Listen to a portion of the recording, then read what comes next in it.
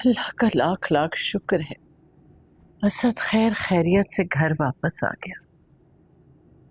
मीसम बेटा, सदके के बकरे उतार दिए हैं, तुम जरा जल्द से जल्द मस्जिद भिजवा देना। नहीं, आप बेफिक्र हो जाए, मैं कह दिया। दुनिया की हर औरत के लिए सबक है, सच्ची मोहब्बत और वफा जो सुनैना ने असद के साथ निभाई।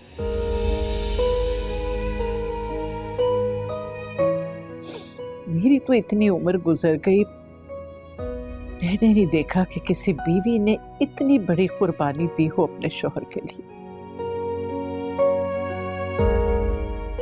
सुनैना, अगर मुझे वफा से तुम्हारी खुशियों की भीख भी मांगनी पड़ी ना, तो मैं पीछे नहीं हटूंगी बेटा। कैसी बातें कर रही हैं मम्मी? अल्लाह ना करे खुदा के सिवा आपको किसी के आगे हाथ जोड़ने पड़े। मुझे फख्र है तुम्हारे ऊपर, तुमने बेटियों से बढ़कर इस घर की इज्जत की लाज रखी।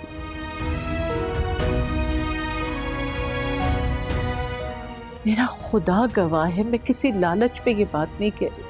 मैं जानती हूँ मम्मी, मैं ऐसा सोच भी नहीं सकती। इस घर की इज्जत और असद की जिंदगी के लिए मैं कुछ भी कर सकती हूँ। लोग अंधेरों के डर से हाथ तो थाम लेते हैं, पर रोशनी मिलते ही बीच राह में छोड़ जाते हैं। हम भी देखते हैं कब तक वो अपनी वफा निभाती है।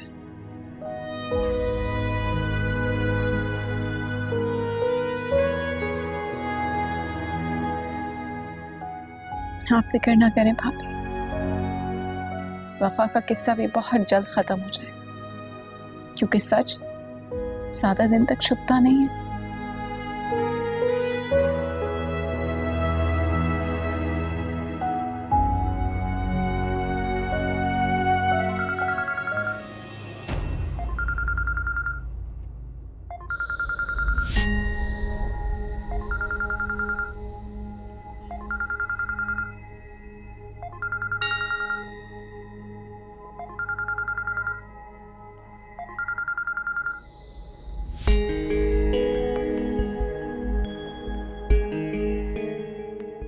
मिलना चाहता हूँ तुमसे।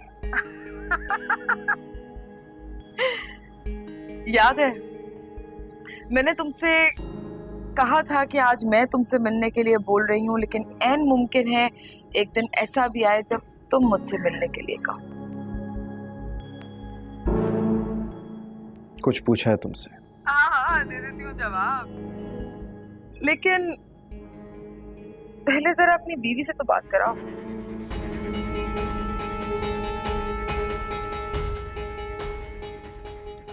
वफा बात करना चाहती है तुमसे।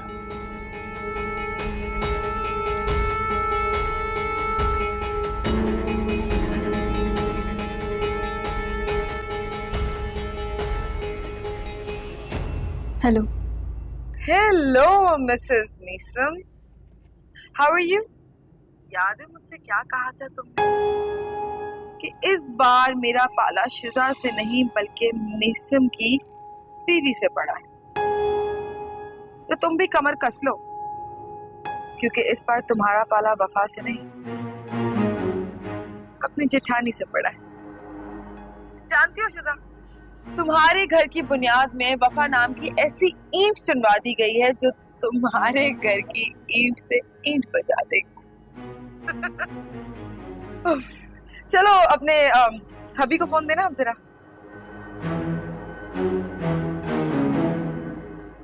बोलो। मिलना चाहते हो मुझसे? ठीक है, अपनी बीवी से परमिशन लेके आ जाओ।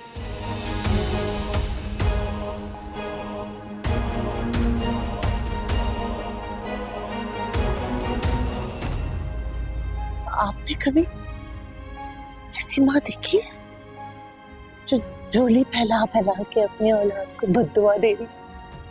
नहीं नफीसा, नहीं, तुमने कुछ गलत नहीं किया, खुद को बुरा मत कहो, जो बुरा है उसे बुरा समझो, और यही हमारे ईमान की निशानी है। सच और हक के रास्ते में सिर्फ एक ही तो मुश्किल है, तन्हा रह जाता है इंसान। मेरी बहन, तुम तन्हा नहीं हो, मैं हूं तुम्हारे साथ, हम सब तुम्हारे साथ हैं। बस तुम्हें हौसले से काम लेना होगा, सब्र करना होगा। सब कुछ खत्म हो गया, हौसला, सब्र, औलाद, सब कुछ।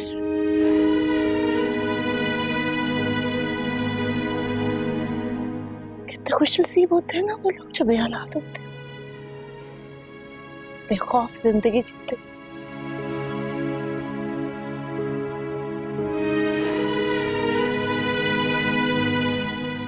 बेखौफी मर जाते। नफीसा, नफीसा, मत करो ऐसी बातें, मत करो।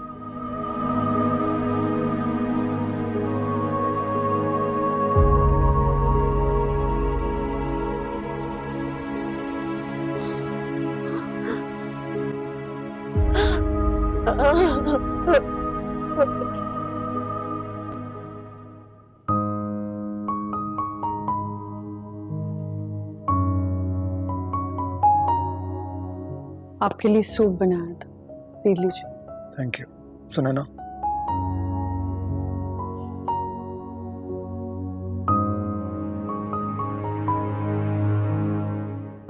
मेरे पास बैठोगी नहीं? कहिए। बैठ जाओ।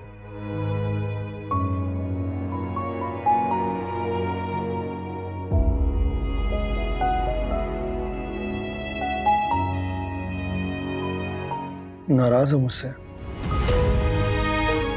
कोई वजह नहीं। दिल में कोई सवाल हो? जवाब मुमकिन नहीं।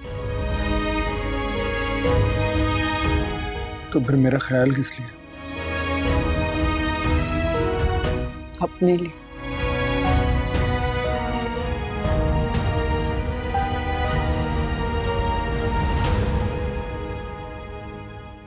सुनैना, अगर मैं कहूं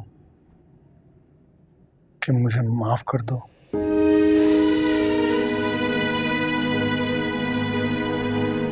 ये दिल है मेरा असद, कोई कंप्यूटर की मेमोरी नहीं।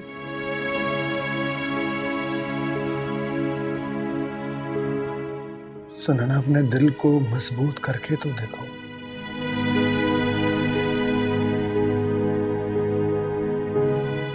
दोबारा टूटने की हिम्मत नहीं।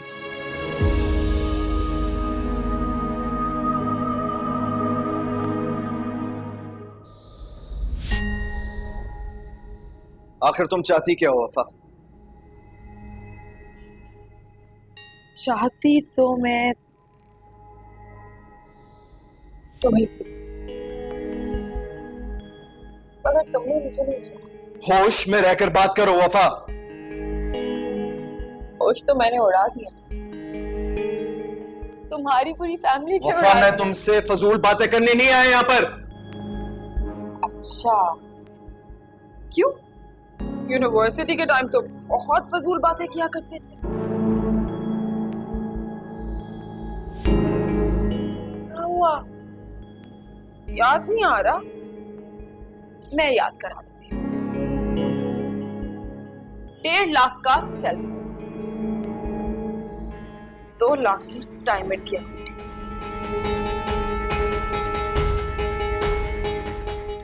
यही 2 चीजें वापस ली थी ना तुमने मुझसे, ये कह के कि इन्हें रखने की मेरी औकात। तो मीसम, आज मैं तुमसे पूछना चाहती हूँ कि अब क्या है मेरी औकात?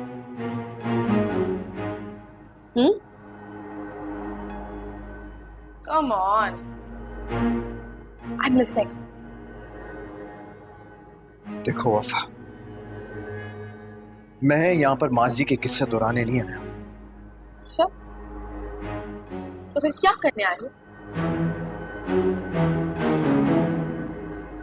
डील करना है। साफ साफ क्यों नहीं कहते कि अपने भाई की जिंदगी का सौदा करें? जो तुम समझो। अब बताओ, कितनी कीमत लोगी तुम मेरे भाई की जिंदगी से जाने के लिए? हाँ, 5 करोड़? क्या 5 करोड़ कम है तुम्हारे लिए? 10 करोड़? बोलो। It's completely up to you Wafa, बताओ ना। बस ये कीमत लगाई है तुमने अपने भाई की जिंदगी की? मैं तो पता नहीं क्या क्या सोच के बैठी थी। Shame on you, shame on you. लेकिन मेरे पास एक डील है तुम्हारे साथ करने के लिए। रुको। हाँ,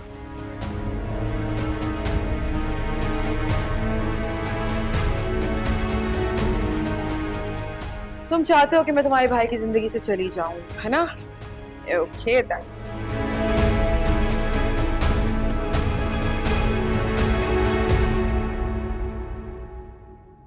ये लो, एक ब्लैंक चेक मेरी तरफ से, जो चाहे अमाउंट लिख दो, टोटली अप टू यू। लेकिन इसके बदले में मेरी एक शर्त है। कैसी शर्त?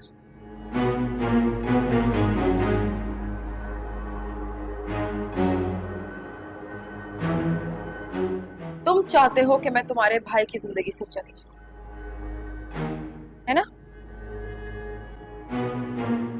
और मैं चाहती हूं कि शिजा तुम्हारी जिंदगी से।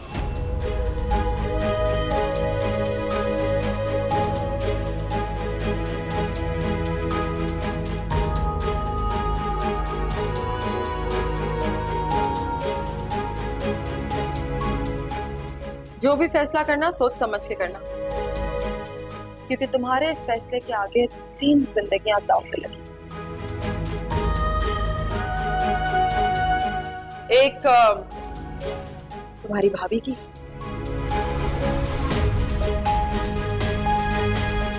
दूसरी तुम्हारे भैया की, और तीसरी तुम्हारी स्वीट वाइफ शिजा की।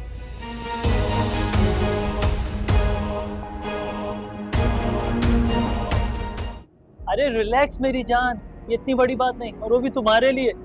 Come on. पागल हो गए हो? चाची ने हमें साथ देख लिया है और तुम कह रहे हो it's not a big deal. अरे मेरी जान, तुम्हारे और मेरे अलावा क्या उनके पास कोई और सबूत है कि उन्होंने वाकई तुम्हें मेरे साथ देखा? क्या मतलब? मतलब ये कि अगर वो घर वालों के सामने हमारा रिलेशनशिप डिस्क्लोज भी कर दें तो तुम साफ मुकर जाना, बल्कि घर वालों के सामने अपनी चाची को ही बुरा बता देना। तुम समझ रही हो मैं क्या कह रहा हूँ? ओह हाँ, you're right. अब रिलैक्स हो जाओ और जल्दी से मुझे अपनी अच्छी सी पिक्चर भेजो। Love you, bye bye.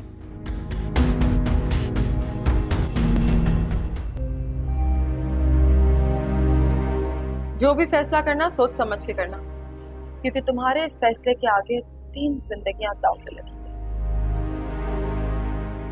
एक तुम्हारी भाभी की, दूसरी तुम्हारे भैया की, और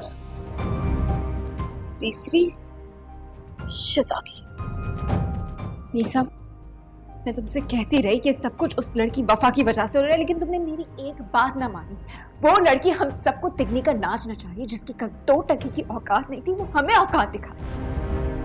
and I am telling you, वो इस घर में सिर्फ तुमसे बदला लेने के लिए आई है। शिजा प्लीज, वो अपने मकसद में कामयाब नहीं हो पाएगी, कभी भी नहीं हो पाएगी। वो अपने मकसद में कामयाब हो चुकी है, मुझे उस पर इतना सा भी भरोसा नहीं है। और तुम्हें उससे कोई भी बात करने की जरूरत नहीं है, कुछ भी बात करने के लिए या फोर्स करने की कोई जरूरत नहीं है। Are you serious? What's wrong with you? तुम इतनी टिपिकल कब से हो गई हो? टिपिकल नहीं हो रही मैं इन मुझसे क्यों रो रही हूँ? वो मुझे तुमसे छीन कर ले जाएगी और मैं तो कुछ भी नहीं कर सकूंगी। ऐसा कुछ भी नहीं होगा, ये सिर्फ तुम्हारा खौफ है। तुमने भाभी को देखा वो किस ट्रॉमा से गुजर रही हैं? कभी सोचा है उनके बारे में, कैसे फेस कर रही होंगी सब कुछ? और मुझे देखो यार, मैं कुछ भी नहीं कर पा रहा हूं उनके लिए। और ये सब कुछ जो हो रहा है ना हमारे घर में एंड अराउंड अस, ये सारा मेरा कसूर। It's all happening because of me. मैं जानती हूँ मीसम, आप ये भी बहुत मुश्किल वक्त से गुजर रही हैं, लेकिन मेरे बारे में भी तो सोचो ना। मतलब मेरा तुम्हारे अलावा और है ही नहीं कोई। आशिशा, क्या हो गया है तुम्हें? ऐसा कुछ भी नहीं होगा। मैं तुम्हारा हूं, तुम्हारा मीसम, और कोई भी इतनी आसानी से मुझे तुमसे नहीं छीन सकता। ओके? बहुत डर लग रहा है।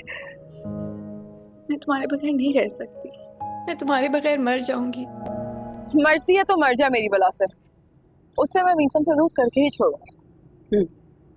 तुम्हें क्या लगता है कि मीसम इतनी आसानी से शीजा को छोड़ देगा? सवाल ही पैदा नहीं होता। उसका भाई बुरी तरह से मेरे जाल में फंस चुका है, और अगर उसे अपने भाई की जिंदगी प्यारी है तो उसे बचाने के लिए शिजा की कुर्बानी तो देनी पड़ेगी। इसका मतलब है कि कांटा सीधा मछली के मुंह में।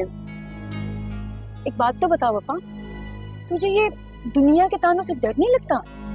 दुनिया है, कुछ तो कहेगी ना, वरना जिंदा कैसे रहेगी? अच्छा, तेरी रुखसती कब है? बहुत जल्द।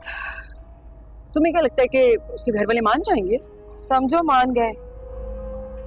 वो बुढ़िया से लेके उस घर का हर फर्द अपनी इज्जत बचाने के लिए मुझे इज्जत से रुखसत करने जरूर आएगा। सुनैना बेटा, जी मम्मी। आज से असद के खाने का ख्याल तुम खुद रखोगी। बहुत लाइट डाइट होनी चाहिए।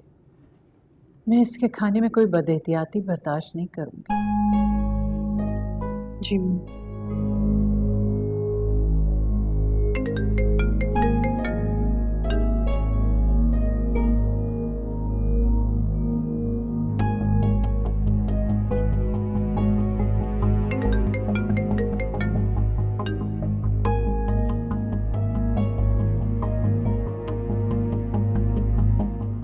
इट्स ओके असद भाई,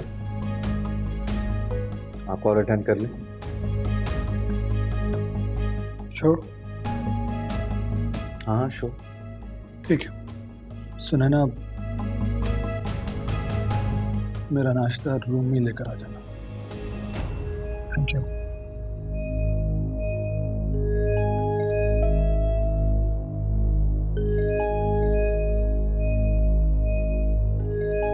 नीलम,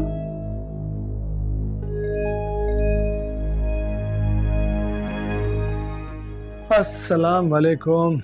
वालेकुम अस्सलाम। कैसे हैं आप?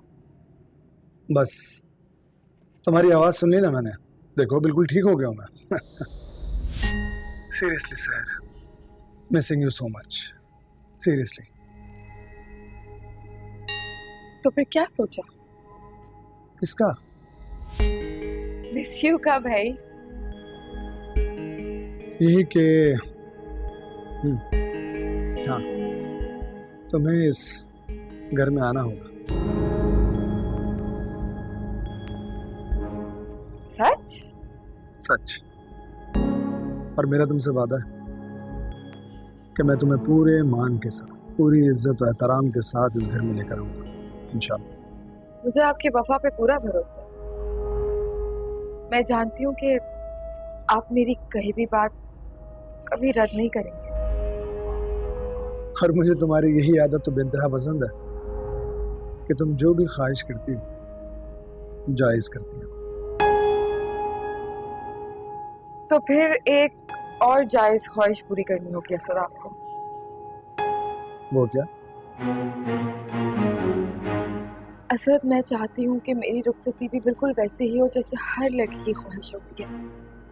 ससुराल वाले आए, जोड़ा आए, बारात आए और इज्जत से रुखसत करके लेके जाए।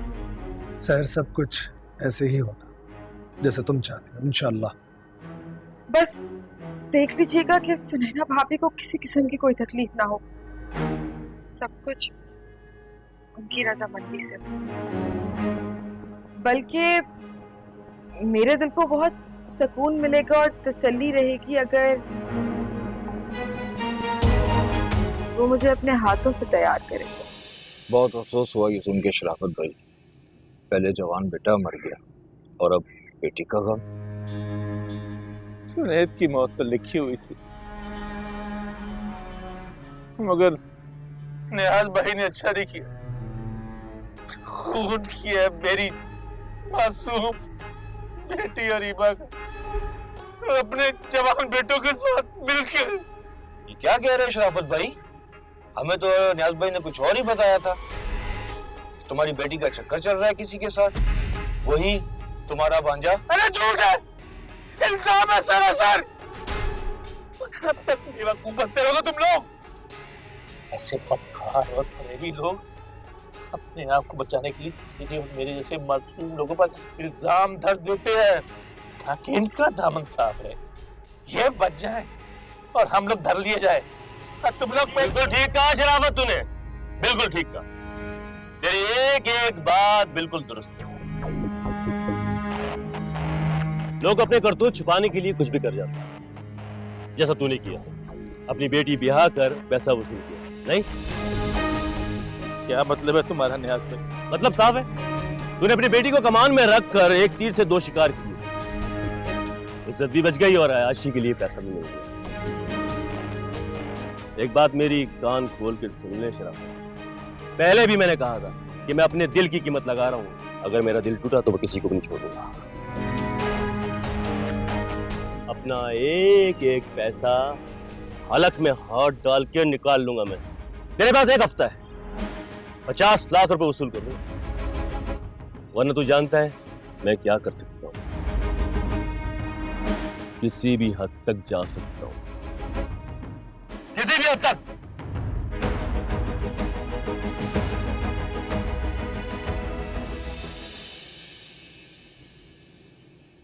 ये किसकी गाड़ी? वो भी मेरी पार्किंग स्पॉट में। ये सब देखना आपका काम है ना? साहब ये असद साहब की कार है और अक्सर शोरूम आती रहती है, लेकिन साहब सहर बीबी आज इसना ही।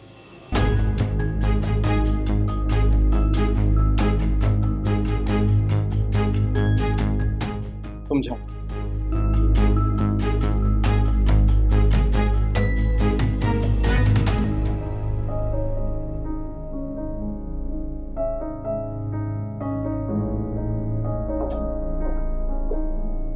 Excuse me?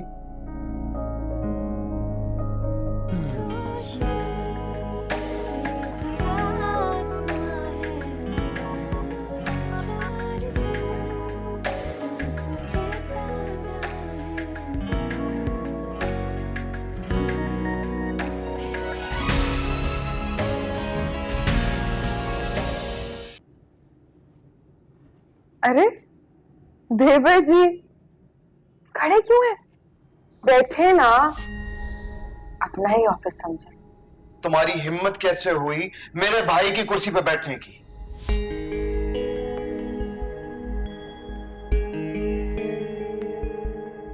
मीसम, मैं तुम्हारे भाई की जिंदगी में शामिल हो चुकी हूँ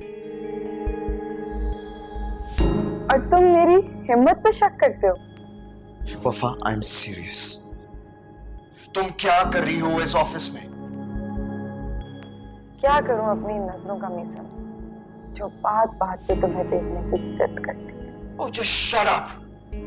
जो तुमसे पूछा जा रहा है ना उसका जवाब दो। तुम क्या कर रही हो इस ऑफिस में? वाह, मेरे ही ऑफिस में मेरे ही सामने खड़े होके मुझसे ही सवाल कर रहे हो कि मैं यहाँ पे क्या कर रही हूँ। क्या मतलब है तुम्हारे कहने का? अब अगर हर रात से पर्दा उठाने की कोशिश करोगे तो जहर खाने की भी हिम्मत नहीं रहेगी तुम।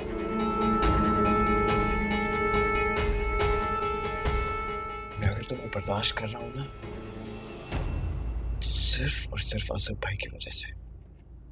अगर मैं चाहूं तो नहीं। ये तो मैं भी चाहती हूँ कि तुम मुझे चाहो। और जहां तक बात रही बर्दाश्त करने की, तो वो तो अब तुम्हें सारी जिंदगी करना पड़ेगा, क्योंकि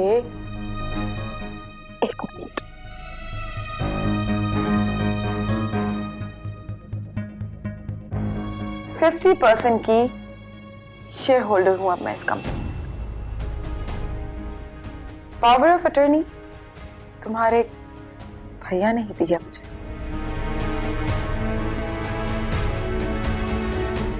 संभाल के रखने को कहा था उन्होंने। What?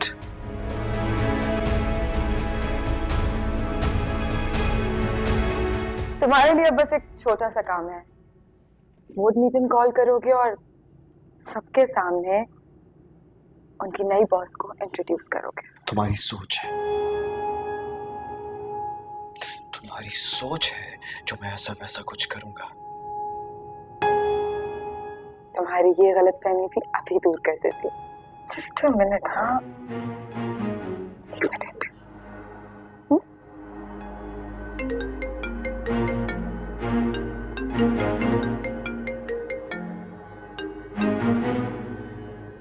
हेलो, अस्सलाम वालेकुम असद।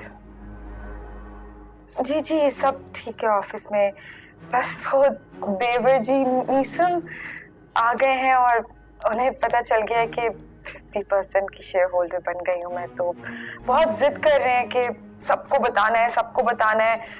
मीटिंग भी कॉल करती है। अब आप प्लीज उनसे बात करें, उन्हें समझाएं ना कि मैं शोहरत की लालची नहीं हूँ। अच्छा, जरा मेरी बात करवाना मीसम से। हाँ, ये ले।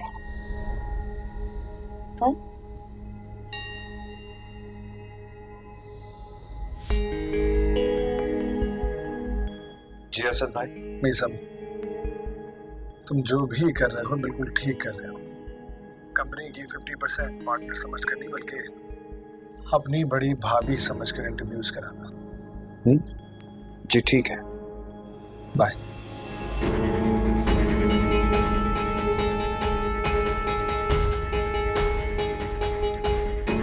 जब से तुम्हारी उल्फत बदली है मीसम, मेरी नीयत भी बदल गई और इस खुदगर्जी में मेरी सीरत भी बदल गई और मेरी मोहब्बत का गुनाह मेरे ही सर पे डाल के तुम समझते हो कि हकीकत बदल गई।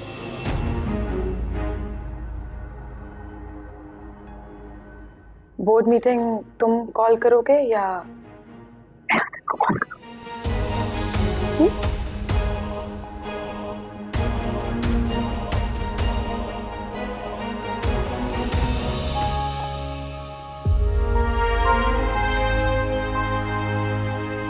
क्या कर रहे हो भाई? कुछ नहीं। ऐसे थोड़ी करते हैं मालिश। अच्छा, हाँ।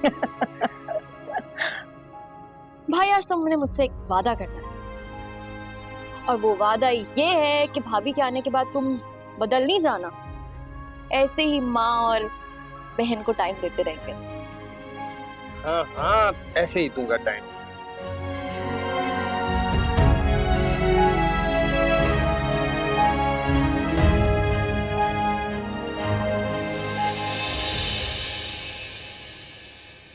मैं आप सब लोगों को एक बात बताना चाहता हूं। इसी मकसद से आप सब लोगों को यहां पर बुलाया गया।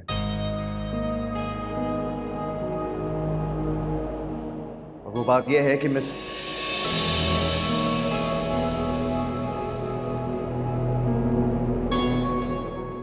Let me complete.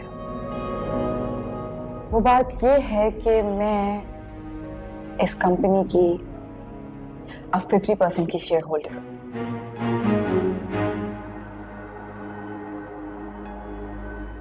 जिसका मतलब ये है कि आज से आप लोगों की नई boss.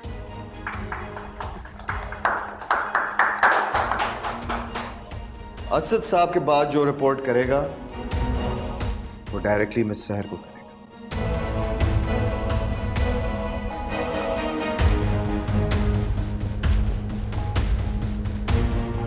Okay everybody, on that note the meeting is done. आप सब लोग जा सकते हैं।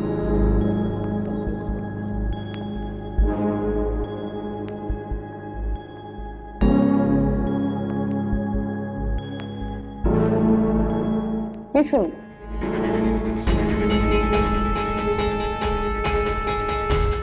तुम गलत थे। तुमने मुझे जितना बुरा समझा उनसे कई ज्यादा बुरी हूं।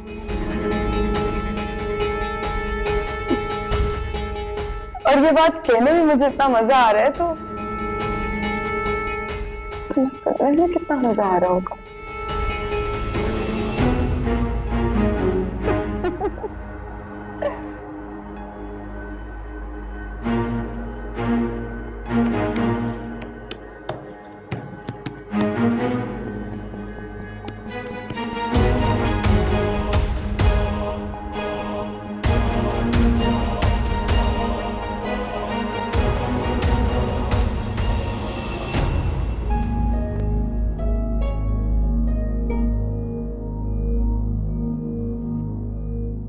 डैड, आप यहाँ? चाची ने डैड को सब बता तो नहीं दिया? क्यों? क्या मैं तुम्हारे पास नहीं आ सकता? नहीं नहीं डैड, बिल्कुल आ सकते हैं।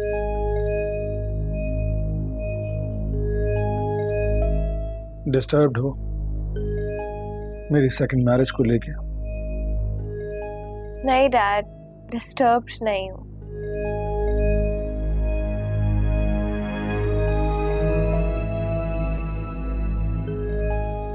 तो फिर नाराज हो मुझसे? मैं आपसे नाराज हो ही नहीं सकती।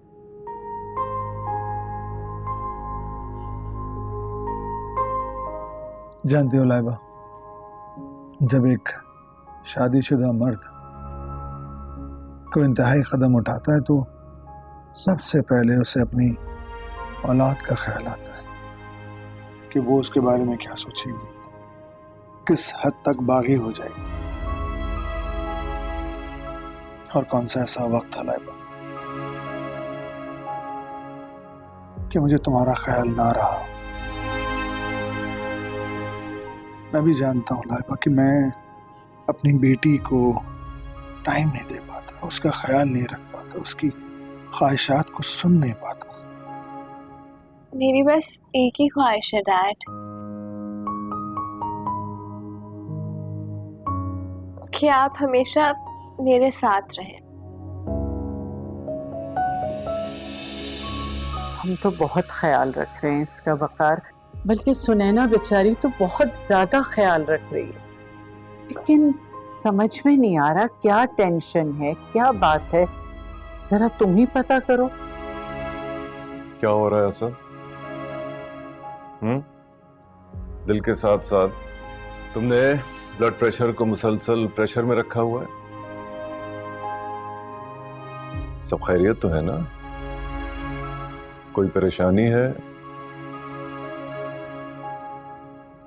घर वालों का प्रेशर ज्यादा तो नहीं? प्रेशर?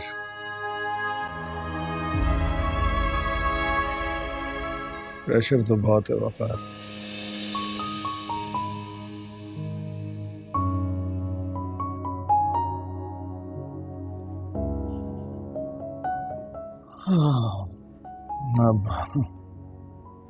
अब किस किस की तशरीह करके बताऊं?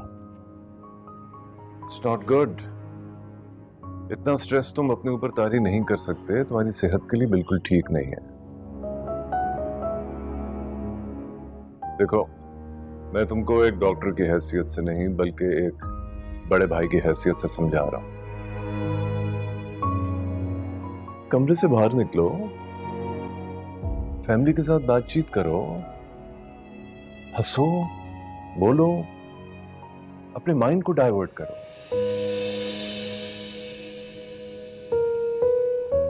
देखो, तुम्हारे घर वालों को अभी तुम्हारी बहुत जरूरत है। समझ रहे हो ना मेरी बात?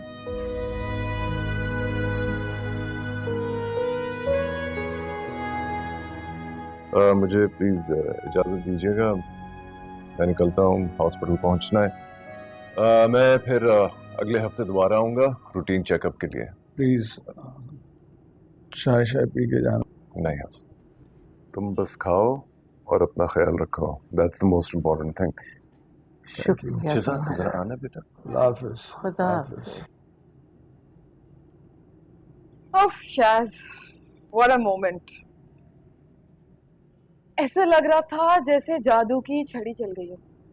सबकी शक्लें देखने वाली थी।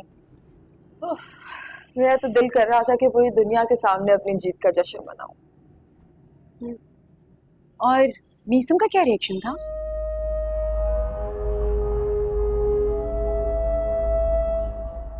मीसम,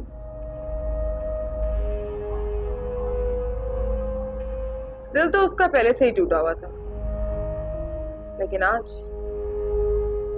उसकी अकड़, उसकी अना, उसका गुरूर सब टूट गया। मीसम पूरा का पूरा टूट गया। तो तुम्हें दुख नहीं हुआ उसके टूटने पर? हुआ,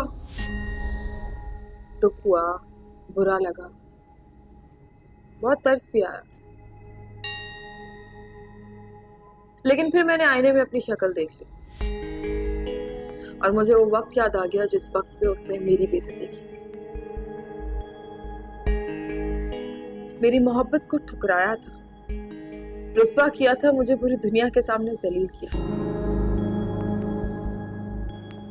और मैं एक बार फिर से सब भूल गई। मेरे अंदर एक बार फिर नफरत का लावा पकने लगा और इंतकाम की आग जलने लगी। मैंने अपना सब कुछ गवाया शायद। अब मीसम की बारी है।